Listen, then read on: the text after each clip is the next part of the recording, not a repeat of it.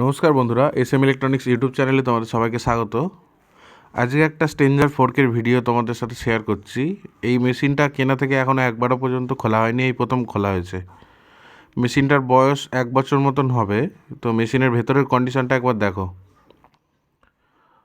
তাই সব বন্ধুদেরকে বলতে চাই যে মেশিন যতই নতুন হোক না কেন, ভাড়া থেকে ফেরার পর একবার করে মেশিনের ঢাকনাটা খুলে হাওয়া দিয়ে নেবেন।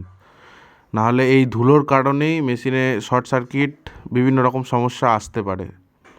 তো দেখো মেশিনটার কি অবস্থা। 1 বছর মতন ব্যবহার করা হয়েছে, একবারও পরিষ্কার করা হয় না। দেখো আমি এখন হাওয়া দিয়ে পরিষ্কার করে নিয়েছি মেশিনটা, এবার কত সুন্দর লাগছে, পুরো টোটালি পরিষ্কার হয়ে গেছে।